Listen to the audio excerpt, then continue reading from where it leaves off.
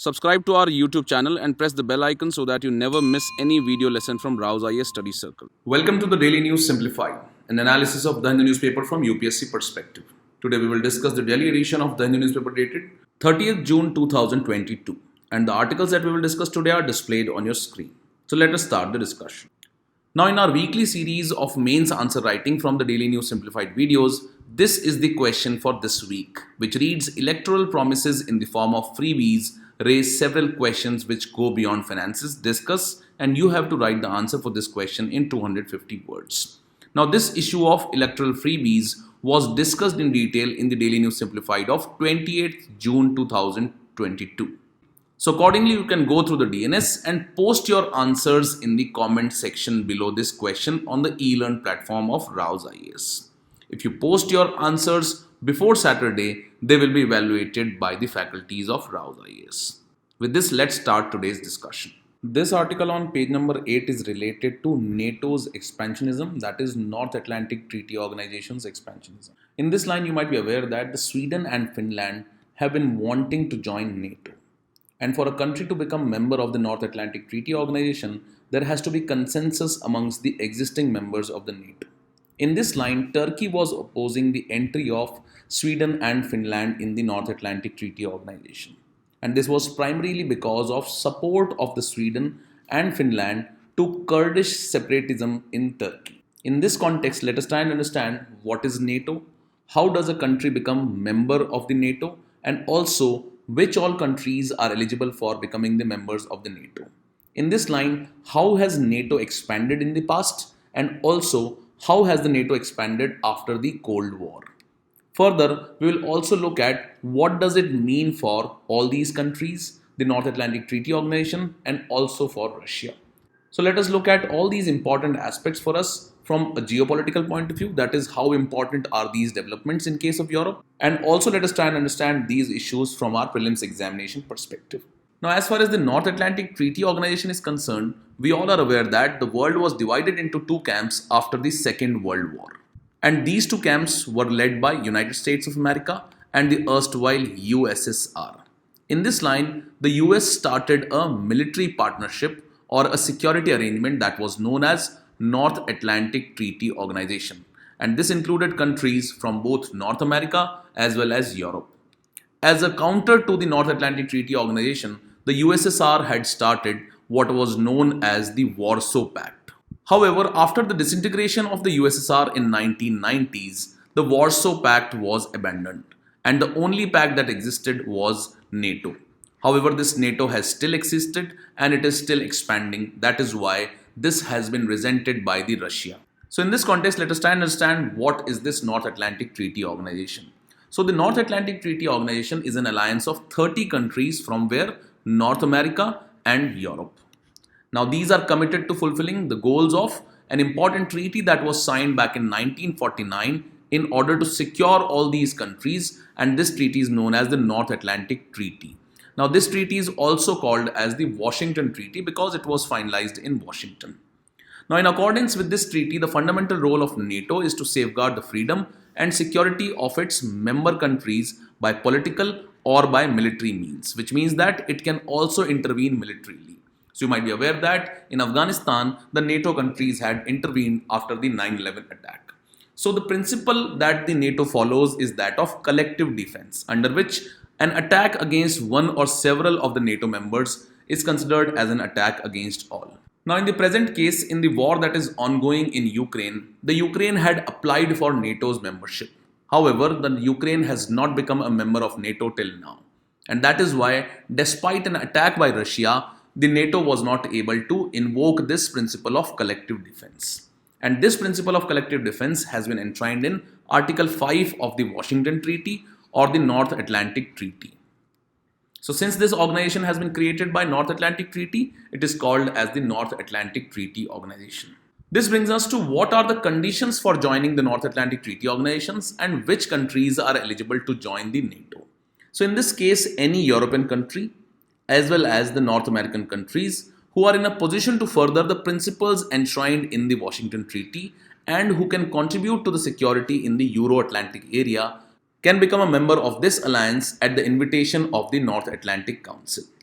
Further, the countries who are aspiring to become NATO members are also expected to meet certain political, economic, and military goals in order to ensure that they will become contributor to the alliance security as well as beneficiaries of it. So if the NATO countries feel that a particular country is seen as a threat to the security of the other NATO countries, that country might not be offered a membership of the North Atlantic Treaty Organization.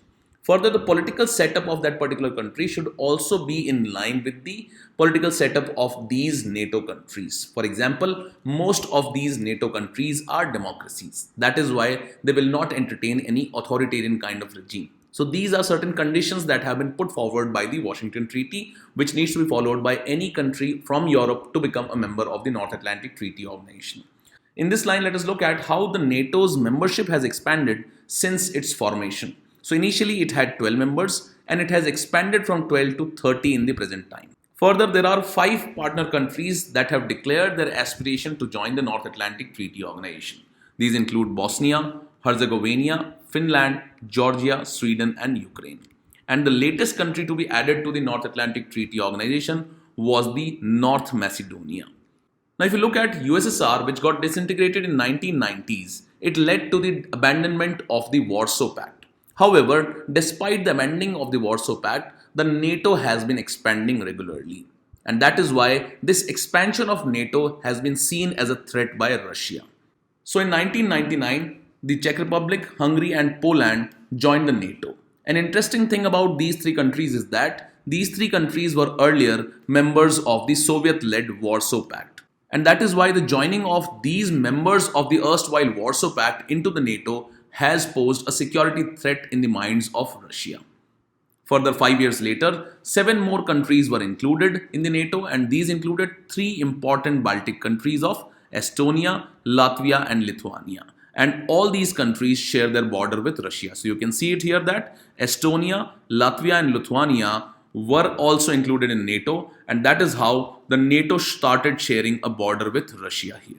So if you look at the current status of the NATO and the current status of Russian territory, you will find that the NATO has been expanding since its inception.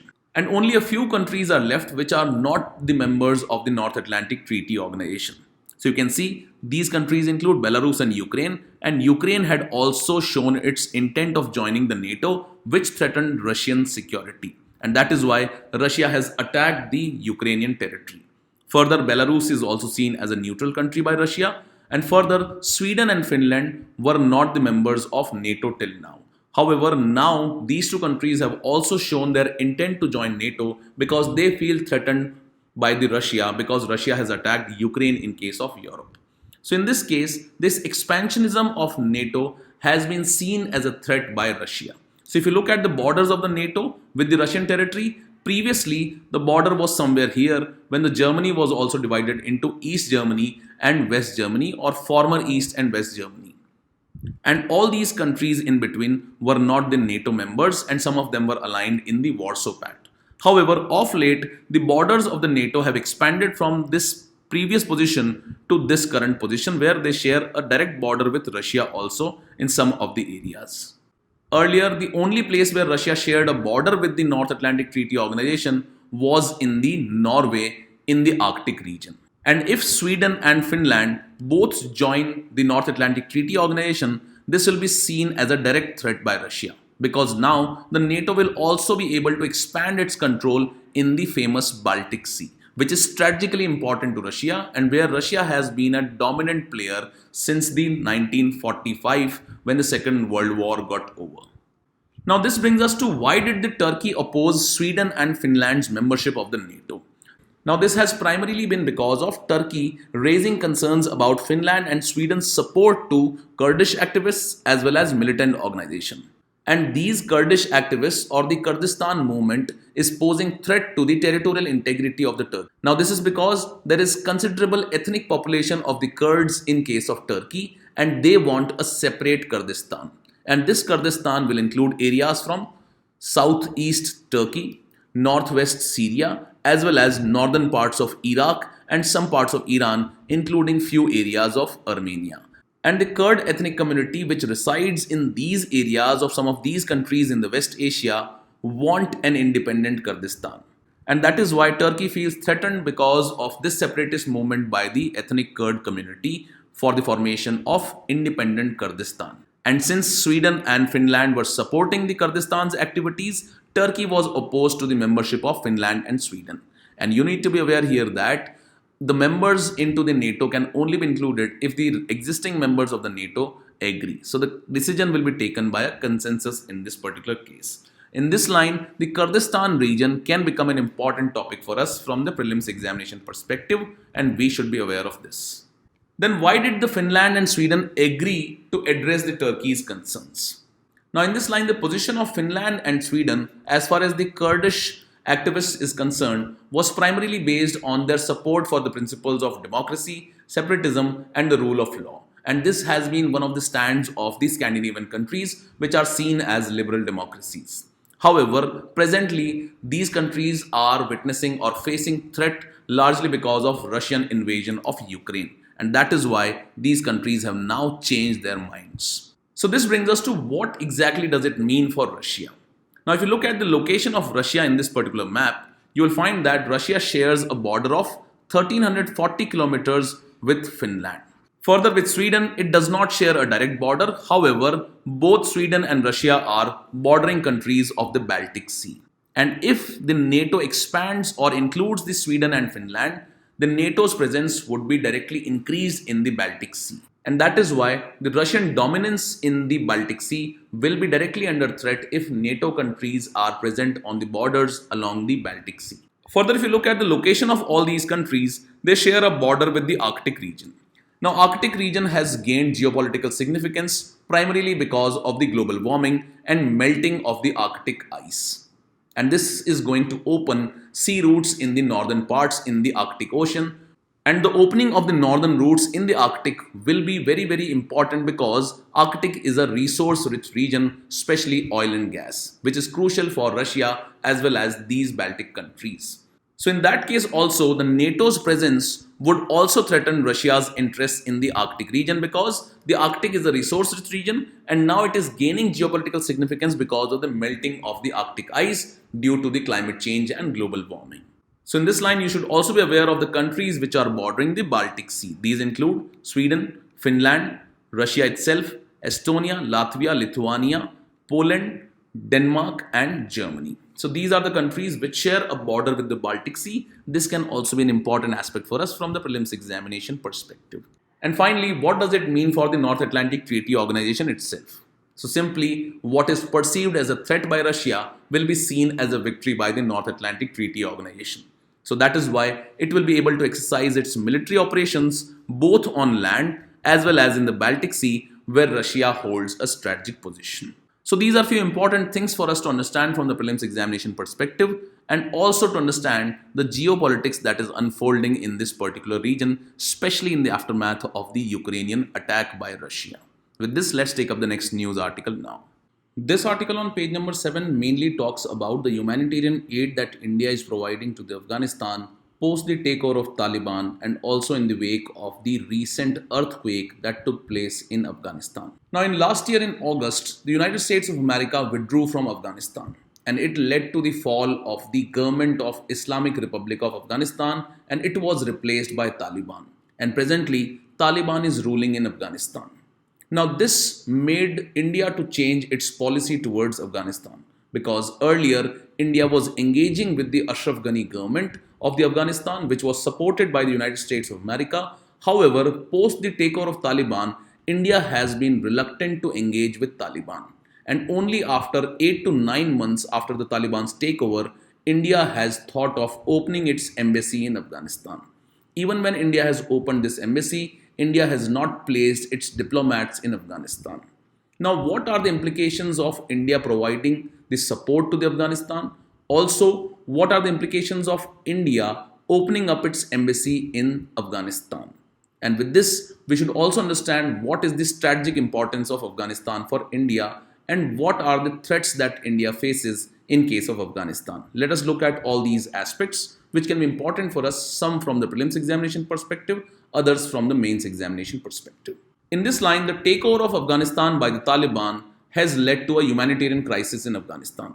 This has primarily been because the Taliban has not been getting support from various countries around Afghanistan, and also it is lacking in international support.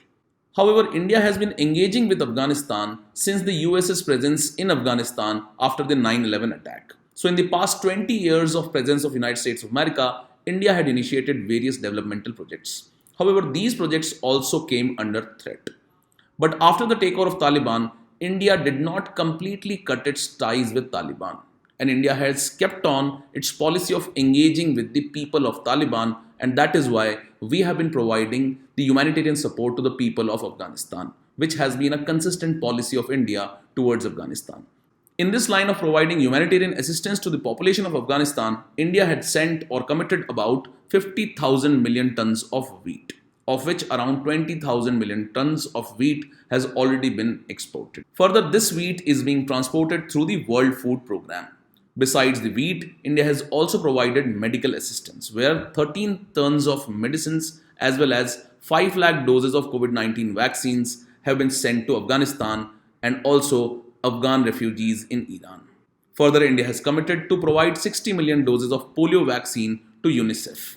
Further, India has also been providing winter clothing and other essentials which have been handed over to other UN agencies. So this clearly highlights that India has been providing humanitarian assistance to the people of Afghanistan even when it has been reluctant to engage with the Taliban. But this brings us to what was the impact of Taliban on India's interest in the Afghanistan.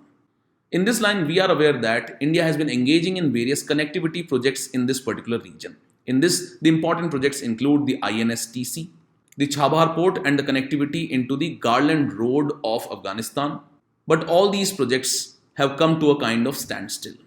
And this has mainly been because of the presence of Taliban in Afghanistan after its takeover. But only recently, India started its trade through the international North-South transport corridor, especially in order to boost its trade with Russia, especially after sanctions were imposed on Russia, and India wanted to exploit this opportunity of importing cheap crude oil from Russia.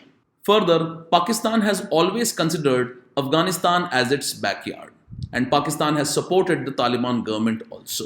In this line, Pakistan supported the Taliban government and sees its territory as providing strategic depth to Pakistan. Now, this is a military concept that has been devised by experts in case of Pakistan, where they feel that Pakistan is considering Afghanistan as its strategic depth territory, which simply means that Pakistan considers Afghanistan as a second line of defense if India attacks Pakistan, and in some case, if India takes over Pakistan, then Pakistan can utilize the territory of Afghanistan to attack again on India. Further, we are aware that India had invested heavily in the developmental projects in the Afghanistan, and that is why India's civilian investments in Afghanistan are not safe under Taliban. Further, China, Pakistan and Taliban axis is growing in this particular region, and it might hurt India's geopolitical interests in the region. Further, we are aware that Afghanistan is one of the regions which is known for the opium growing as well as trade of opium. And that is why the drug trade or the opium trade would increase, and it might impact India's security. Further, Russia, China, Pakistan and Iran are merging as an anti-America axis, and this is going to impact India's relations with Russia and Iran. Although post the Ukrainian war and the sanctions imposed by the West on Russia, both Russia and Iran have started to engage with India. Further, India is getting closer to the US, and this can have repercussions for India's geostrategy post the takeover of Taliban, which is supported by China and Pakistan. And the last and the most important security concern for India is that the Afghanistan soil can be used by terror groups, which poses a threat to security in Kashmir. So these are certain interests of India which stand impacted because of the takeover of Taliban. In this line, after 8 to 9 months of the Taliban's takeover, India has again reopened its embassy. And India has highlighted that it has reopened its embassy mainly because it wants to monitor its civilian projects and also monitor the humanitarian assistance that India is providing to the Afghanistan. In this line, the Indian embassy will become the 15th mission to open in Kabul, along with other countries like Russia, China, Pakistan, Iran, and some of the Central Asian states. Now, the officially stated objective of this move is that in order to closely monitor and coordinate the efforts of various stakeholders and for effective delivery of humanitarian assistance, and in continuation of our engagement with Afghanistan people, India is opening its embassy in Kabul. However, experts see this opening of the embassy as a step towards working more closely with Taliban's regime, because it was seen that disengagement was not a solution, rather engagement with Taliban would help India to control or have better insight into what exactly Taliban is doing in its territory. Also, you should be aware that no country, despite having embassies and consuls in Afghanistan, have recognized the Taliban government in Afghanistan. This includes even Russia, Pakistan, Iran, etc. All of them have not recognized Taliban as the legitimate government of Afghanistan. And that is why this move of India opening an embassy is just a step towards giving Taliban the legitimacy of ruling Afghanistan. In this line, after the takeover of Taliban, India has tried to secure its position in the region by various initiatives that India has undertaken. One of this is the outreach to Central Asia.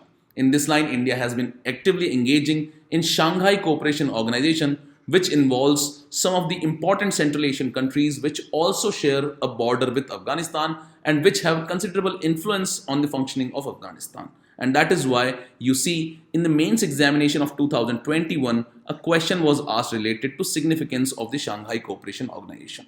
Also recently, Prime Minister participated in India Central Asia Summit, which focuses upon engagement with Afghanistan, particularly given the triple threats of terrorism, drugs and refugees emanating from Afghanistan. In this line, one of the key personalities of Afghanistan, Abdullah, who was also appointed as the CEO of Afghanistan in 2014, he played a key role in engagement of Taliban with the erstwhile Ashraf Ghani government. And he also visited India recently. So this was seen as an important move which might help India to engage with the Taliban.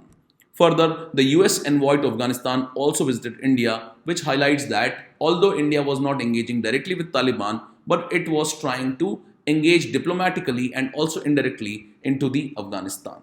Further, India's National Security Advisor visited Tajikistan, which shares a border with Afghanistan, and where he highlighted the duty of regional countries to enhance the capability of Afghanistan to counter terrorism, terrorist groups which pose a threat to regional peace and security. And we are aware that India is concerned about the security in the Jammu and Kashmir, where various terror groups which have been operating from Afghanistan and Pakistan have entered or infiltrated into Jammu and Kashmir's territory. And that is why India wants to secure its position in Afghanistan. In this line, various experts have highlighted issues with India's move of opening an embassy in Afghanistan, which is also seen as a step towards engaging with Taliban and giving legitimacy to the Taliban government in Afghanistan. So the first issue that has been highlighted is that it is a shift from the earlier position of India, where India abstained from engaging with Taliban because India considers Taliban as a terrorist group. And this move legitimizes the Taliban's government in Afghanistan. And it also shows a kind of inconsistency in India's policy towards Taliban. Further, despite the engagements of India, attacks on Sikh minorities have continued. And a recent attack on the Gurudwara in Kabul by the Islamic State Khorasan is a point which supports this argument. Further, various groups like Lashkar-e-Toiba, Jaish-e-Mohammed, etc., which target India, continue to work out of Nangarhar province, which is located on borders with Pakistan. And there is also a concern about the infiltration of terrorists from Pakistan and Afghanistan into Jammu and Kashmir. So these are certain issues which still need to be addressed despite the India's move of opening an embassy in Afghanistan and engaging with Taliban. Now, since Islamic State Khorasan has carried out this attack on Gurudwara in Kabul, we should also let us understand what is this Islamic State Khorasan and also what is this Khorasan region. So as far as the Islamic State Khorasan is concerned, it refers to a historical region which covers parts of the modern day Afghanistan as well as Pakistan. And the Islamic State Khorasan are based in the eastern province of Nangarhar, which is close to drug and people smuggling route in and out of Pakistan. So if you look at the map of Afghanistan and Pakistan, this is the Nangarhar province, which is along the borders of Afghanistan and Pakistan. Now historically, this Khorasan region is the territory which is lying in the northeastern part of Iran, southern Turkmenistan and northern Afghanistan. So this is not a very precisely demarcated region, but it includes northeastern parts of Iran, some parts of Turkmenistan and also northern parts of Afghanistan. And if you go through the prelims examination of this year, there was a question about a term that is seen in the news, that was Levant. And this was a historical term that is used for territories lying on the eastern borders of the Mediterranean Sea or which overlap with the West Asian countries. And that is why the terms like Khorasan, etc., which are sometimes seen in the news, can be potential questions for us from the prelims examination perspective. With this, let's take up the next news article now. This article on page number 7 is related to payment for ecosystem services. Now, in this line, it has been highlighted that the nature provides us various benefits and services in terms of providing us natural resources and different other commodities, as well as certain intangible benefits like clean environment and removal of carbon dioxide, etc. And that is why a case has been presented that such ecosystem services that are provided by the nature should be commoditized or they should be brought into the economic sphere. And that is how this can be a new approach for conservation of biodiversity and the natural resources. So in this context, let us look at what is meant by this term payment for ecosystem services, what is its significance, and what are the difficulties in calculating the payment for ecosystem services. And after that, we will look at how the payment for ecosystem services is important or significant for India and what are the challenges in its implementation in India. And this can be a kind of question that can be asked in the General Studies paper 3 in the mains examination related to environmental conservation. So let us first try and understand what are the ecosystem services. So these simply mean the benefits that accrue to the people from nature are known as the ecosystem services. These can include various tangible benefits like the resources that we are getting from the nature and the forested areas, as well as the intangible benefits like clean environment and absorption of carbon dioxide, etc. And all these are the benefits that accrue to the people from nature. Now in this line, the ecosystem services have been roughly divided into these types. First are supporting services. So these services create conditions that are necessary for the provision of all other ecosystem. These include photosynthesis or soil formation. Second are provisioning services. These include all the products that come from the ecosystem. For example, food, fiber, fuel, herbs, medicinal plants, genetic resources, drinking water, etc. Then there are regulating services. These include the capacity of the ecosystem to regulate important natural processes. For example, how far are the ecosystems capable of regulating the climate, quality and quantity of water. And then there are cultural services. For example, it can include non-material benefits from the ecosystem. For example, aesthetic and recreational values of the landscapes. One of the prime example of cultural services is the way in which the tribal population of India has integrated its lifestyle with the forest areas. Now, after understanding the importance of the ecosystem services and the various ecosystem services provided by the nature, let us try and understand how exactly is this process of payment for ecosystem services going to take place. So in this line, an innovative approach has been highlighted which is called as the payment for ecosystem services. And it is a name that has been given to a variety of arrangements through which the beneficiaries of the environmental services reward those whose lands provide these services with subsidies or market payments. That is, we are going to put a price on the services that are provided by the ecosystem. And that is how this can be one of the approaches of conserving the environment. Now, till now, we have been focusing on regeneration of the environment and conserving whatever natural resources are left behind.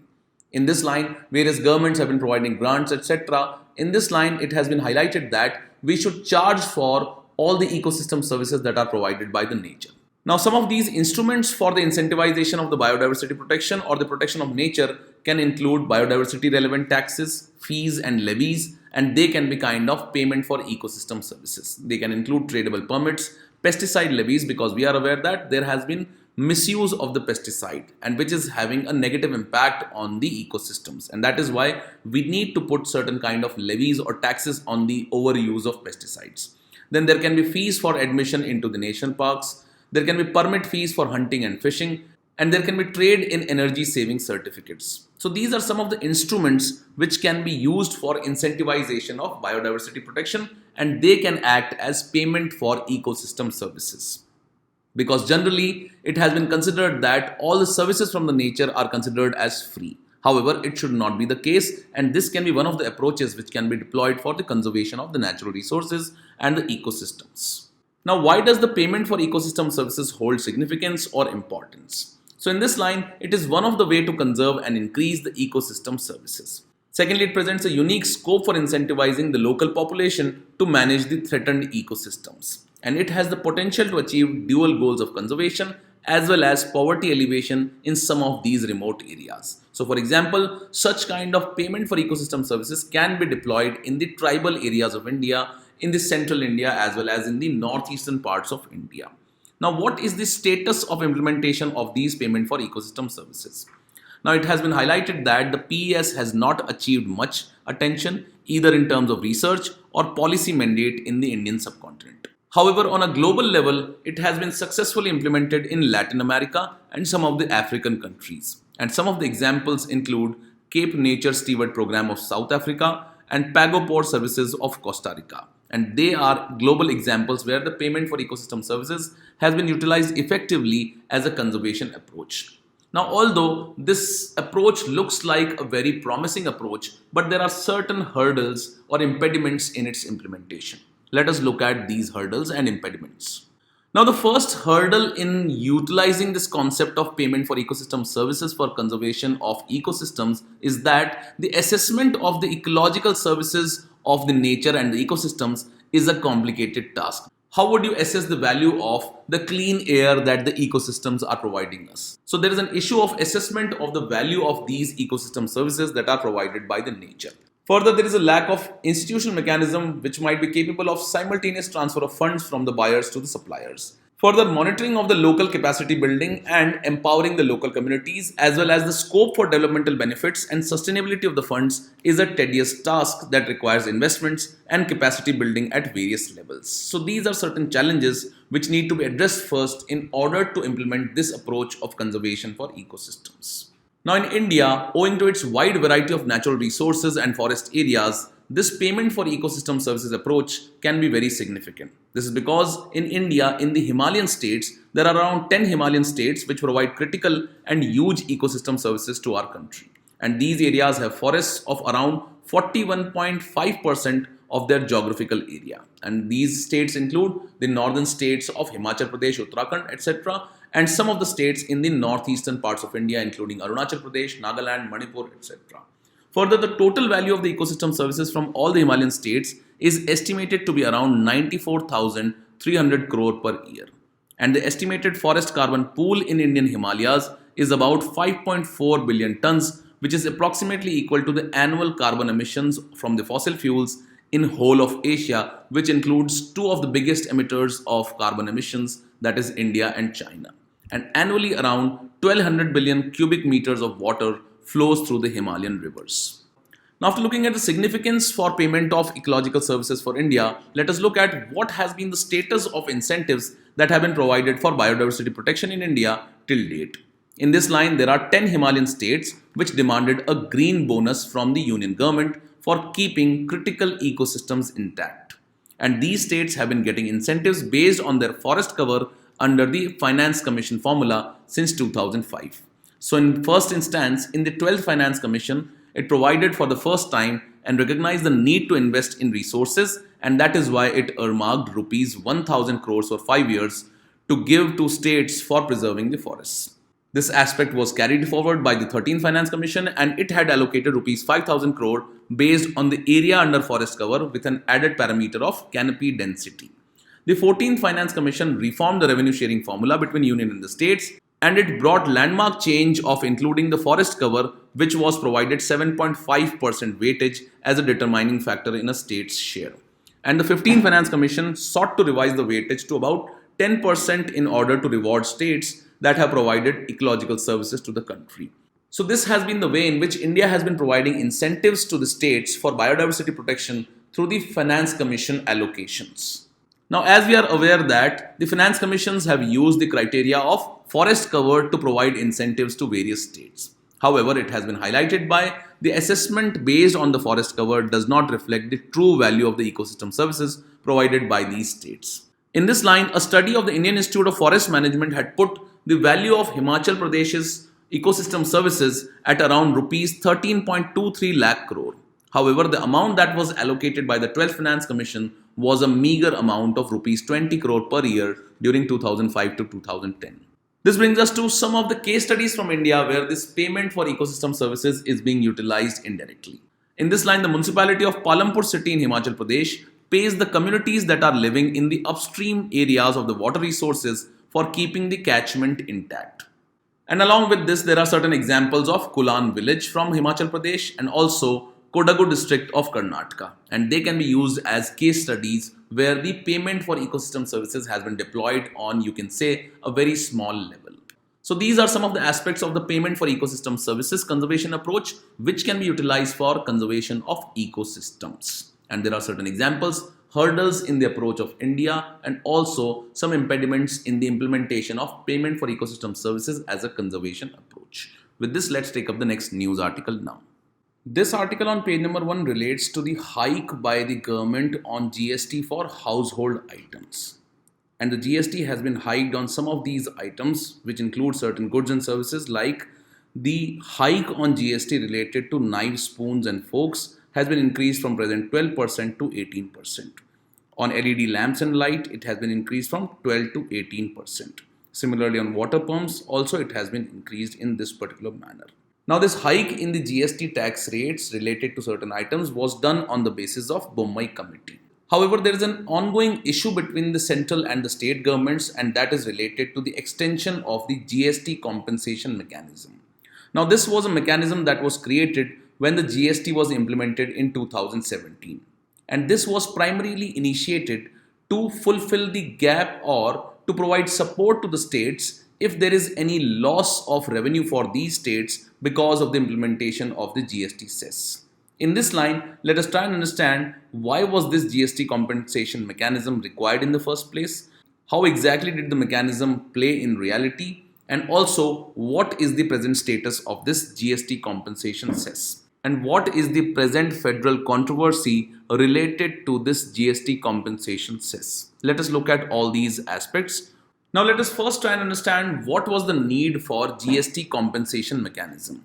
In this line, when GST regime was implemented in 2017, before that there were certain indirect taxes that were under the control of the central government and others were under the control of the state government. However, when the GST was implemented, some of these indirect taxes which were imposed by the central and the state governments were subsumed under the GST regime. Now, some of these taxes which were subsumed in the GST taxes included excise duty, service tax which was imposed by the central government, sales tax, VAT tax, octroi duty, etc. However, when the GST was being implemented, some of the states had this apprehension that the introduction of GST would lead to fall in the revenue of the states. And as a response, the central government, in order to compensate the state governments for the loss because of implementation of the GST, promised for compensating the states for the losses in their revenue through the imposition of the GST compensation cess. So primarily, the GST compensation cess was implemented in order to compensate the states for the loss of revenue because of implementation of the GST regime, which subsumed certain indirect taxes that were imposed by both central government as well as the state governments. Now let us look at how did this mechanism actually play in reality. In this line, the central government decided that the base year for the calculation of revenue would be 2015 and 2016. And it anticipated that the GST revenues should increase by around 14% year on year for a period of 5 years from 1st July 2017 when GST was implemented till 30th of June 2022, that is today. And in case of any shortfall, this loss for the revenue of the states would be compensated by the center through this GST compensation mechanism. In this line, the GST compensation cess was imposed on certain goods like sin goods and luxury goods which included pan masala, tobacco, coal, motor vehicles, etc. Now, since the compensation for the loss of the revenue of the states was to be continued till only 30th June 2022, that is today, let us see how is this mechanism going to play in the future, or what is the current status of this GST mechanism, or what is the current status of this GST compensation mechanism. In this line, in the year 2021, there was a shortfall in the GST compensation fund. And in this line, the center had to borrow around 1.1 lakh crores to compensate the states because the center was not able to raise revenues by the implementation of this GST compensation cess in order to compensate the states for their revenue loss. And this was primarily because of the impact of the lockdowns during the COVID-19. In this line, To repay the borrowed money, that is around rupees 1.1 lakh crores, the center has decided to extend this GST compensation cess till 2026. However, whatever money is earned by the government by the imposition of this GST compensation cess will only be used for repaying this borrowed money and will not be used for guaranteeing the states for the loss of the GST revenues. And this has created a controversy between the state governments and the central government, where the state governments want the extension of or compulsory support by the state governments for the loss of revenue because of the implementation of the GST regime. So the argument of the states is that the center's guarantee on the GST compensation is set to expire on June 30th, 2022, that is today.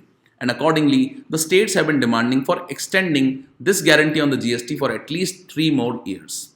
However, the central government says that beyond 2022, the GST compensation cess would be imposed only for repaying the borrowed money, and the GST compensation cess would not be used to compensate the states for their revenue loss after June 30, 2022. This means that the central government will not provide guarantee for compensation of the loss of revenue to the states because of the GST implementation, because it has already provided this support for past 5 years. However, this move of the central government has been resented by the states. So this was about the GST compensation cess and the controversy associated with it. With this, we conclude today's discussion, and this is the question for the day.